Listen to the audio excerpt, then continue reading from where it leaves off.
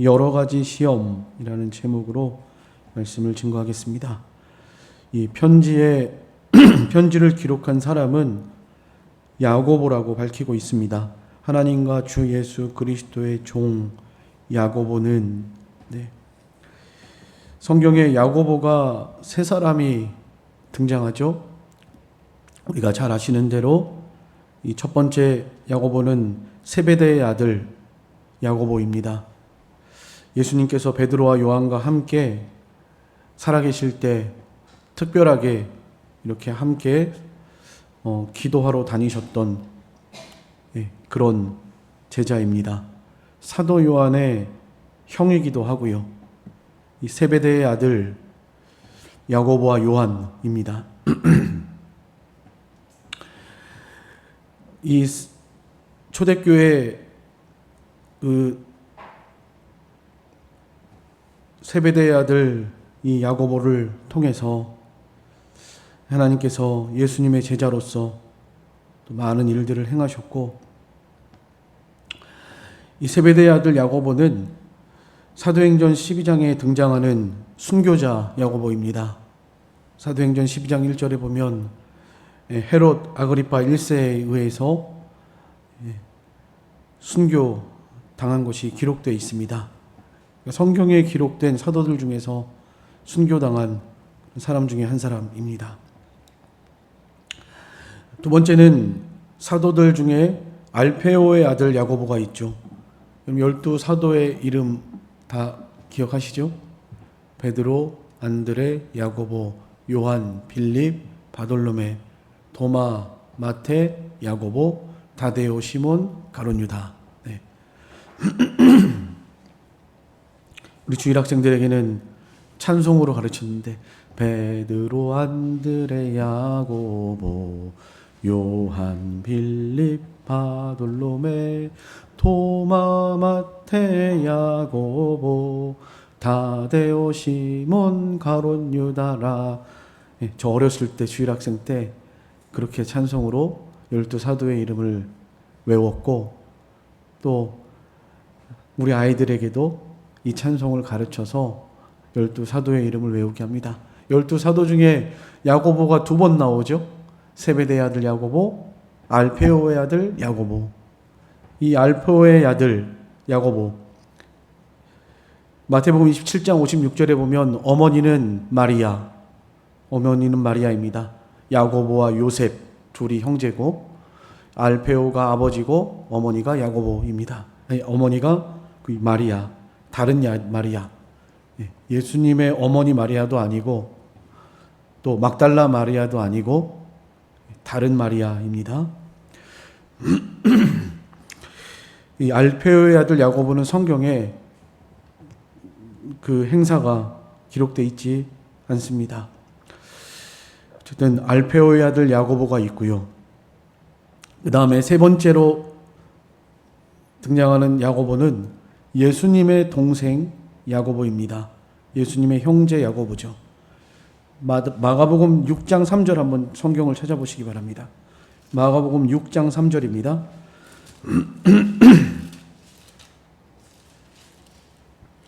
마가복음 6장 3절. 이 사람이 마리아의 아들 목수가 아니냐? 야고보와 요셉과 유다와 시몬의 형제가 아니냐? 그 누이들이 우리와 함께 여기 있지 아니하냐 하고 예수를 배척한지라. 이렇게 말하고 있습니다. 예수님의 형제, 마리아의 아들 목수, 야고보와 요셉과 유다와 시몬의 형제, 그 누이들 우리와 함께 여기 있지 아니하냐.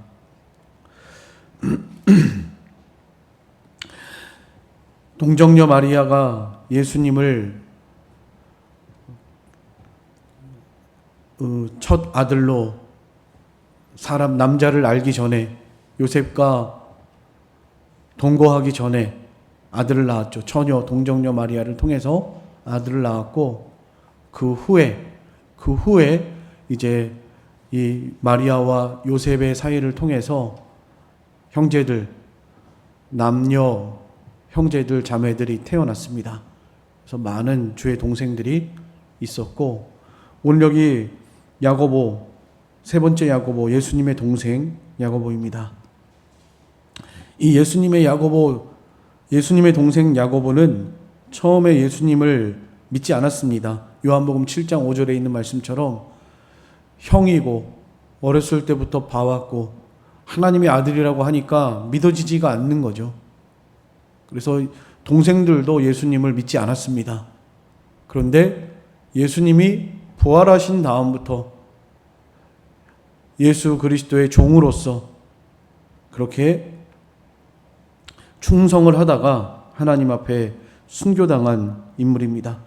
사도행전 15장에 보면 초대교회 공의회가 열렸고, 그 공의회에서 가장 그 판결을 하고 있던 그 제일 수장 중에 한 사람이 바로 야고보였습니다. 그러니까 초대교회에 어떻게 보면 오늘날로 말하면 담임 목사님이죠. 초대교회 담임 목사님으로서 여러 가지 문제들을 해결하고 또 이렇게 교회를 돌보는 이 일을 감당했던 아주 중요한 인물이고, 또 하나님 앞에 귀하게 쓰임받던 사람으로 살아가게 됐습니다. 예수의 부활을 목격한 후에, 그리고 그 후에 예수님을 참으로 하나님의 아들로 믿고, 오늘 여기 본문의 말씀의 표현처럼 예수 그리스도의 종이다 이렇게 표현하고 있습니다. 예수님의 동생이라고 표현할 수도 있었을 것이고요. 예수님의 형제라고도 표현할 수 있었겠지만 종이라고 이렇게 표현한 것을 보면 그가 얼마나 자신을 낮추고 그리고 낮은 자리에서 주님을 위해서 헌신한 사람이었는지 우리는 알 수가 있습니다. 사람은 보통 자기의 업적을 드러내고 자기의 업적을 알아주기를 원합니다. 그래서 많은 사람들이 마지막 인생의 말년에 내가 한 일, 업적을 나타내고 드러내고 자랑하고 하는 것이 보통 일반적입니다. 그렇지만 야고보는 그러지 않았습니다. 그리스도의 종으로서, 심부름꾼으로서, 청지기로서 그렇게 사명을 잘 감당한 사람입니다. 성경에는 기록되어 있지 않지만 전승에 의하면 안나스에 의해서 안나스에 의해서 그 성전 분노한 군중들을 선동을 해서 이 야고보를 성전에서 떨어뜨려서 사람들이 곤봉과 방망이로 그를 죽을 때까지 때려서 죽였다고 그렇게 기록되어 있습니다. 그래서 예수를 믿고 복음을 전하다가 예수님의 십자가와 부활을 전하다가 순교당한 사람으로 이 전승에 의하면 기록되어 있습니다. 이 야고보가 자신이 이런 여러 가지 세상을 살면서 여러 가지 정말 감당할 수 없는 시험과 환난을 당하고 죽임을 당하기까지 이렇게 환난을 당하면서 여러 가지 시험들을 당하면서 오늘 이 야고보서를 기록하면서 여러 가지 시험을 당하거든 기쁘게 여겨라. 온전히 기쁘게 여겨라. 이렇게 우리에게 권면하고 있는 것을 볼 수가 있습니다. 그래서 오늘 말씀을 통해서 여러 가지 시험을 당할 때 온전히 기쁘게 여겨야 한다. 어떻게 우리가 온전하게 기쁘게 여길 수 있는지 몇 가지를 좀 생각을 해보려고 합니다.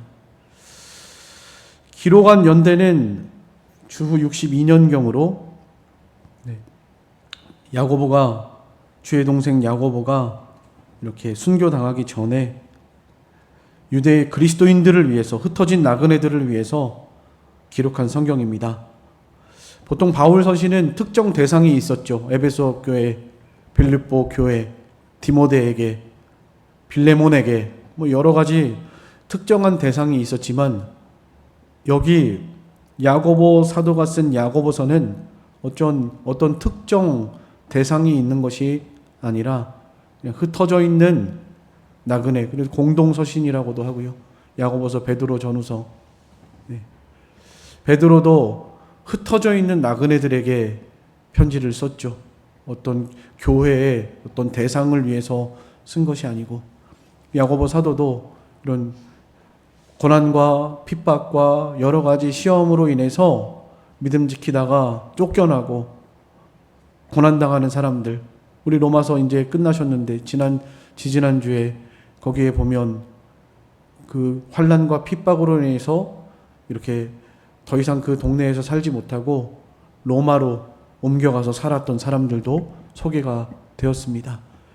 전에는 그들이 많은 사람들을 도와주고 보호했던 보호자였지만 이제는 너희들이 이 사람을 잘 영접하고 도와주라고 바울이 그렇게 부탁을 했죠.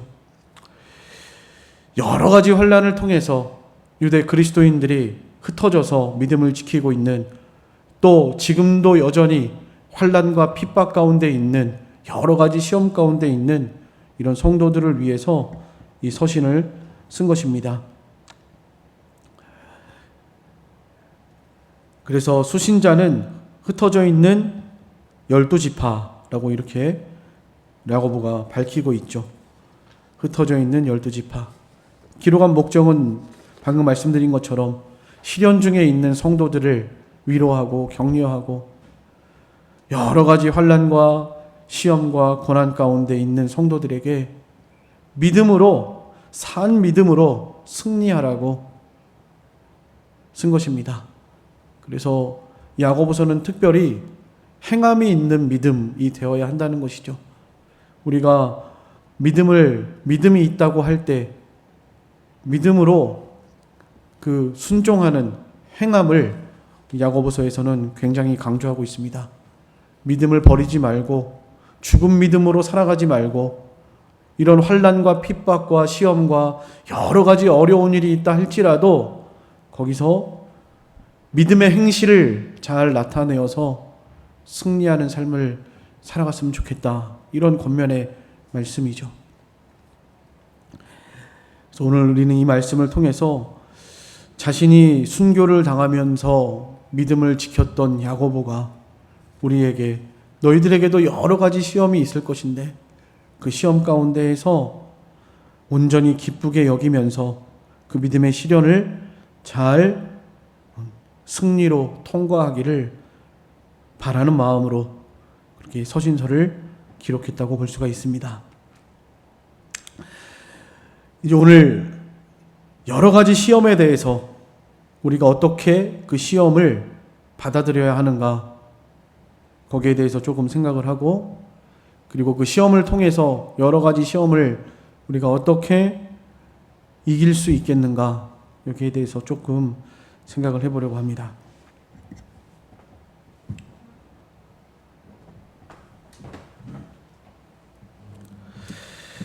2절 말씀, 내 형제들아 너희가 여러 가지 시험을 당하거든 온전히 기쁘게 여겨라. 여러 가지 시험을 당하거든 온전하게 기쁘게 여겨라. 이 여러 가지 시험, 성경에서는 이런 우리나라 말로는 시험이라고 했지만 성경에서는 크게 두 가지 의미가 있죠. 하나님께로부터 오는 시험이 있고, 우리 마음과 마귀에게로부터 오는 이런 유혹이 있다고 그랬습니다. 그래서 이 테스트라는 단어와 템테이션이라는 단어, 그 시험에 대해서 두 가지 의미가 있는데, 오늘 여기 본문에서 말하는 여러 가지 시험은 이 두 가지를 다 포함하는 것입니다. 하나님께로부터 오는 시험도 우리가 마땅히 그 시험을 통해서 우리 인격이 만들어지고 자라나고 연단을 잘 받게 되는, 하나님이 허락하시고 하나님께로부터 오는 그런 시험뿐만 아니라, 오늘 여기 본문에 있는 말씀처럼 13절에 우리가 읽지는 않았지만 다음 주에 배우겠지만, 시험을 받을 때 내가 하나님께 시험을 받는다 하지 말아라 하고, 14절에 오직 각 사람이 시험을 받는 것은 자기 욕심에 끌려 미혹됨이다 이렇게 말하고 있는데, 여기 말하는 이 시험은 템테이션입니다. 그래서 유혹이에요. 유혹. 그러니까 이 두 가지를 다 포함하고 있는 거예요. 여기 여러 가지 시험이라고 하는 이 단어는 하나님께로부터 오는 테스트와 또 우리 마음에서부터 나오는 욕심, 정욕, 부패함, 또 마귀로부터 오는 유혹, 이런 템테이션을 다 포함한 그런 단어라고 할 수가 있겠습니다. 어쨌든 여러 가지 시험, 뭐 그것이 하나님께로부터 하여튼 내 마음속에서 나오는 것이든 마귀가 우리를 유혹하는 것이든 모든 이 여러 가지 시험을 당하거든 온전히 기쁘게 여기라, 이렇게 말하고 있습니다. 온전히 기쁘게 여겨라. 이 시험이 올 때 온전히 기쁘게 여긴다는 것, 상당히 어려운 일이죠. 여러 가지의 시험, 어떤 것은 기쁘게 여기고 어떤 것은 그러지 않아도 된다라는 것이 아니죠. 여러 가지 시험을 당할 때 우리는 기쁘게 여겨라 말하고 있는 것입니다. 여기에는 우리 삶의 이런 건강이나 질병, 또 재정적인 위기나 직업을 잃어버린 실업, 또 인간의 관계와 갈등, 이런 모든 여러 가지 시험, 또 개인적이 아니라 가정적으로, 또 교회적으로, 국가적으로 당하는 전쟁과 같은 또 이런 여러 가지 환난과 시험, 하여튼 이런 모든 여러 가지를 다 포함하는 것입니다. 사람이 당할 수 있는 여러 가지 시험 중에서 가장 힘들고 어려운 시험이 뭘까? 조금 생각을 해봤는데 뭐니 해도 죽음인 것 같습니다. 부모님이 세상을 떠날 때 그 아픔, 그 슬픔과 그런 불같은 시험, 고난, 연단, 시련 다 포함하는 단어니까요. 모든 만물을 주관하시고 인간의 생사복을 주장하시는 하나님께서 우리 인간의 삶의 생명에 기한을 두셨고 한 번 죽는 것은 정한 것인데, 이 죽음이라고 하는 것, 이것은 우리 인간에게 주는 가장 최고의 고통과 슬픔, 시련을 주는 것 같습니다. 자신이 아파서 병들어서 세상을 떠나는 것도 힘들 것이고요.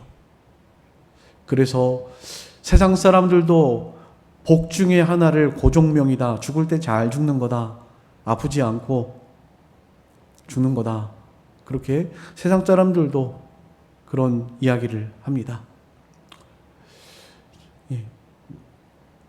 병들어서 고난당하고 고통 가운데 있다가 이 사망의 죽음의 눈앞에 있을 때, 그때 정말 말할 수 없이 힘들 것 같다라는 생각이 듭니다.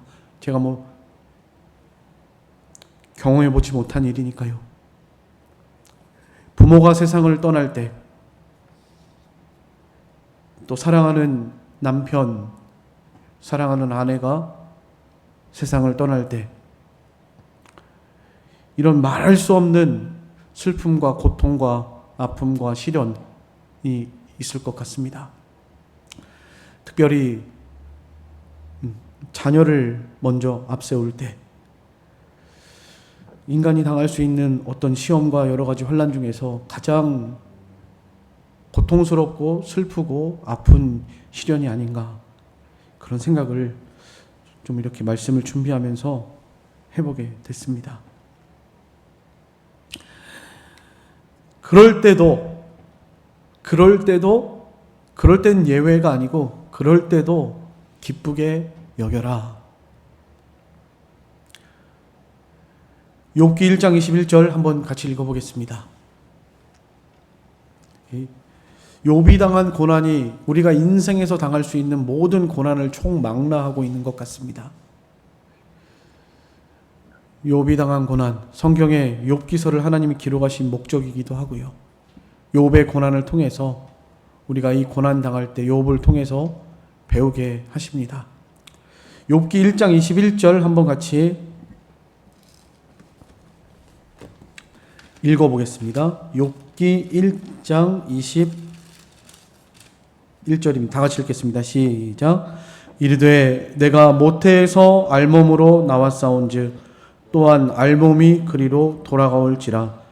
주신 이도 여호와시요 거두신 이도 여호와시오니 여호와의 이름이 찬송을 받으실지어다 하고, 이 모든 일에 욥이 범죄하지 아니하고 하나님을 향하여 원망하지 아니하니라. 주신 자도 여호와시오 취하신 자도 여호와시오니 여호와의 이름이 찬송을 받으실지어다 하고, 이 모든 일에 욥이 어리석게 원망하거나 하나님께 대해서 이렇게 원망하지 않았다 기록하고 있습니다. 온전히 기쁘게 여겨라. 우리의 마음 전체를 다 기울여서 여러 가지 시험과 시련과 아픔을, 고난을 당할 때 거기서 슬퍼하거나 낭망하지 말고 오히려 기뻐해야 한다. 온전히 기쁘게 여겨야 한다. 우리에게 이렇게 말씀하고 있습니다. 그러면 실제적으로 우리가 어떻게 시험 가운데에서, 여러 가지 시험 가운데에서 온전히 기쁘게 여길 수 있겠는가? 이것이 좀 중요하겠죠.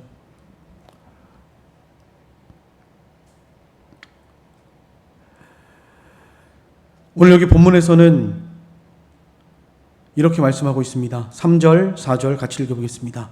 3절, 4절입니다. 다 같이 시작. 이는 너희 믿음의 시련이 인내를 만들어내는 줄 너희가 알미라. 인내를 온전히 이루라. 이는 너희로 온전하고 구비하여 조금도 부족함이 없게 하려 함이라.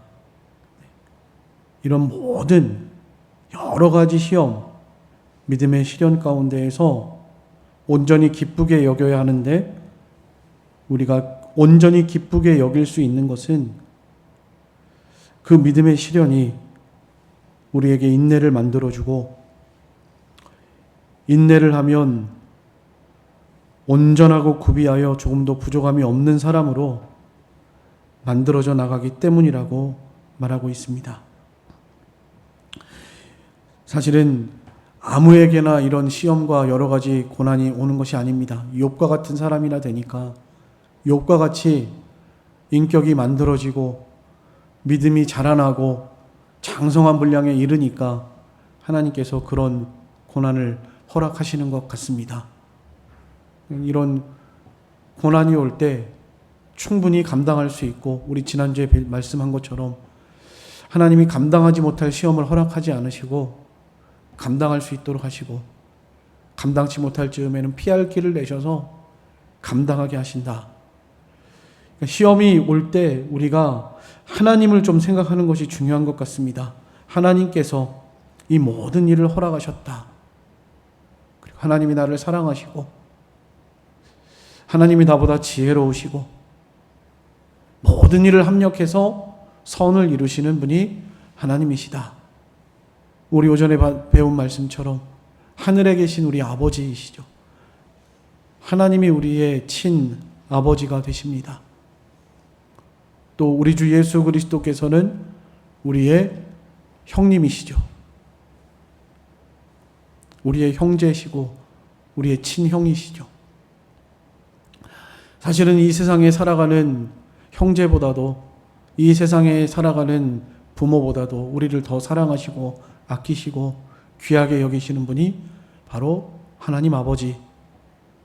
그래서 우리가 이 세상을 살면서도 모세의 어머니 요게벳이 모세를 강물에 띄울 때 너의 참 주인 되시고 아버지 되시는 하나님께 너의 삶을 맡긴다라고 고백하는 요게벳의 찬양처럼요, 우리도 자녀들을 믿음으로 잘 양육하고 친아버지 되시는 하나님께 맡기고, 그렇게 하나님의 사람으로 잘 양육하고 길러나가는 것이 중요한 것 같습니다. 이 모든 것들을 통해서 하나님께서는 온전하고 구비하여 조금도 부족함이 없는 사람으로 만들어서 하나님의 아들의 형상으로 그리스도를 닮은 사람으로 잘 만드셔서 하나님의 나라에 오게 하시려고 그렇게 하시는 것이라 생각이 됩니다. 우리가 이런 하나님의 섭리와 작정, 하나님의 예정, 하나님의 주권을 생각할 때 이런 여러 가지 시험 가운데에서 온전히 즐거워할 수 있는 그런 힘과 은혜가 오는 것 같습니다.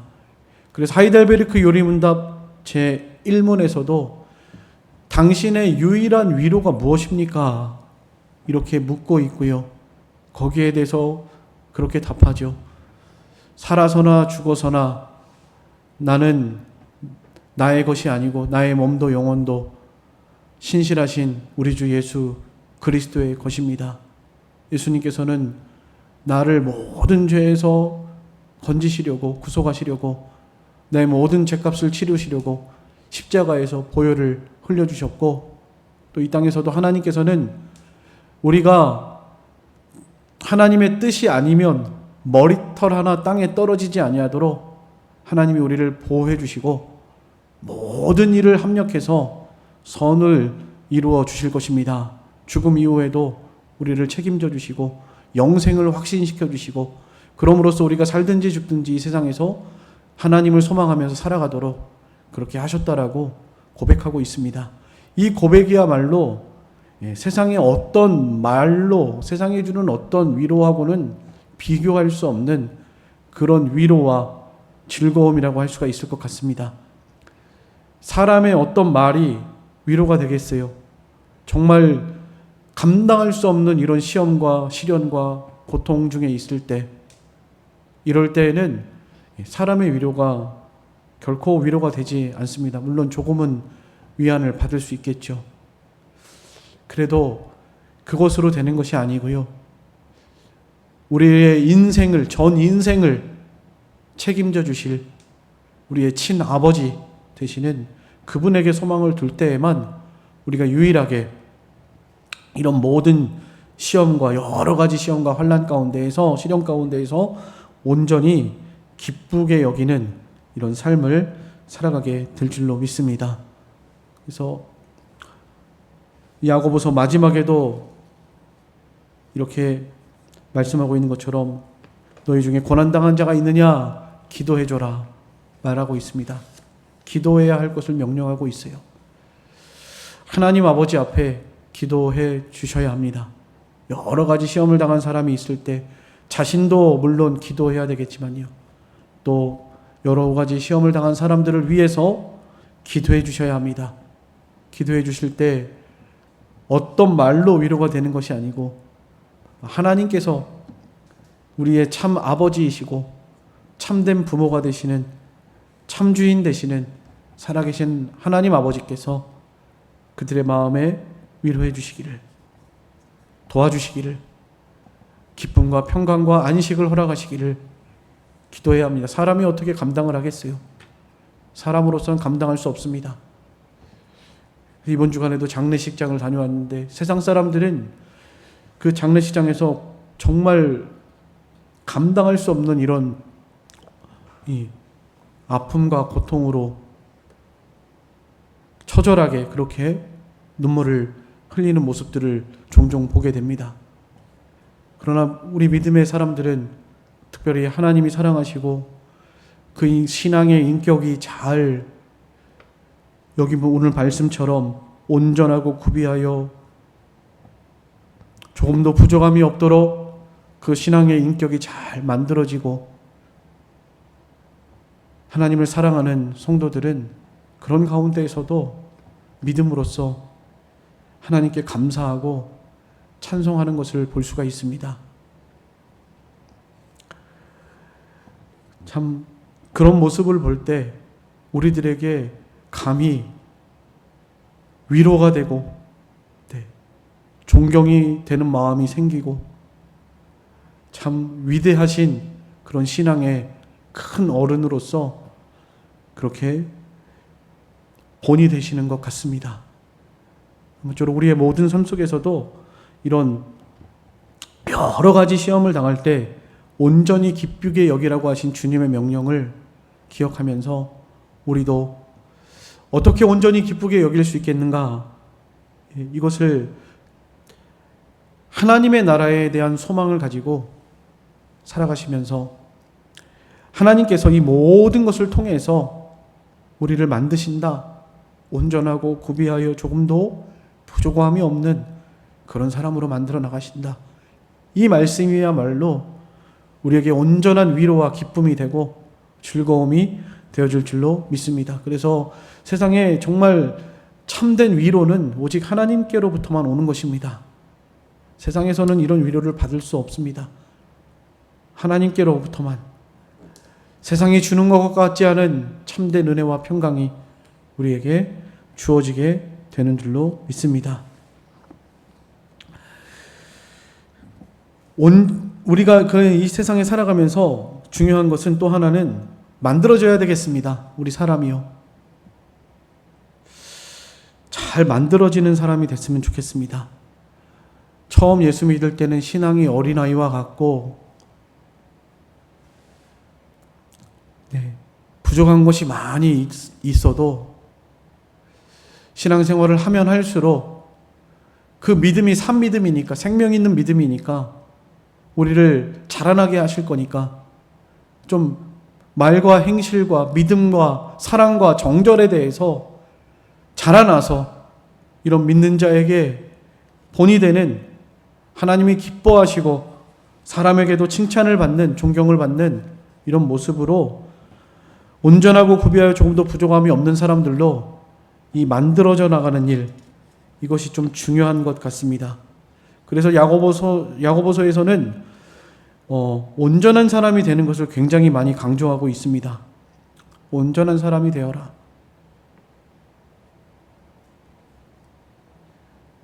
사람을 차별하여 대하지 말고 말씀을 듣고 행하는 자가 되라.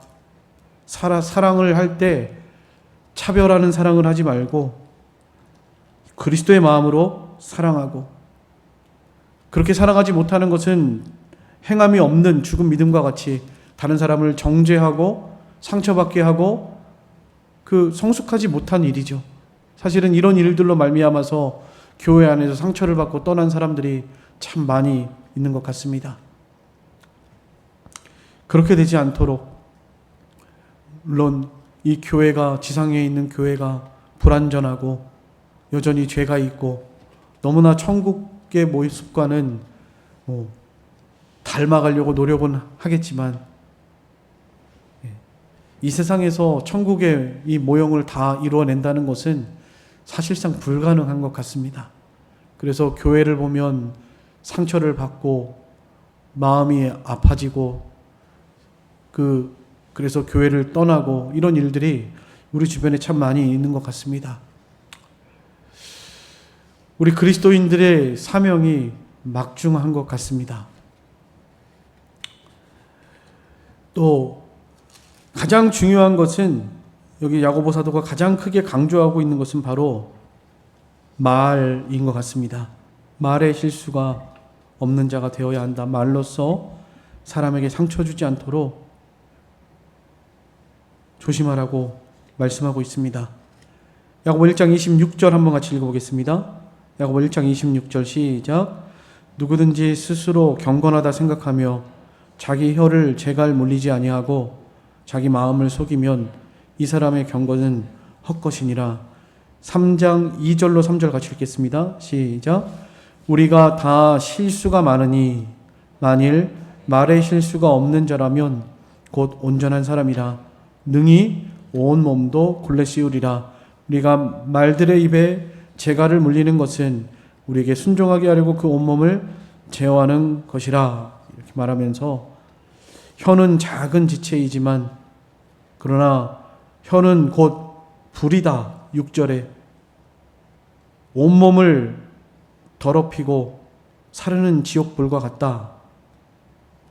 또 8절에 혀는 능히 길들일 사람이 없나니 쉬지 않은 악이요 죽이는 독이 가득하다.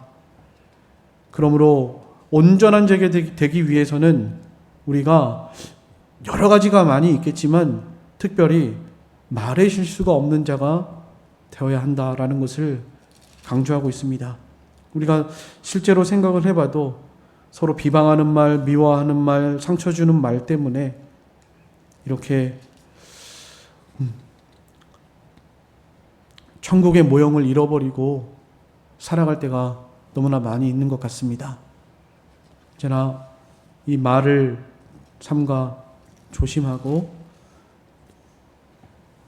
온전하여 구비하여 조금도 부족함이 없는 이런 사람이 되도록 힘을 써야 한다라고 오늘 이 야고보 사도는 우리에게 말씀하고 있습니다. 오늘 말씀을 정리하겠습니다. 이 야고보, 예수님의 동생 야고보가 여러 가지 시험을 당할 때 온전히 기쁘게 여겨야 한다 우리에게 말씀하고 있고요.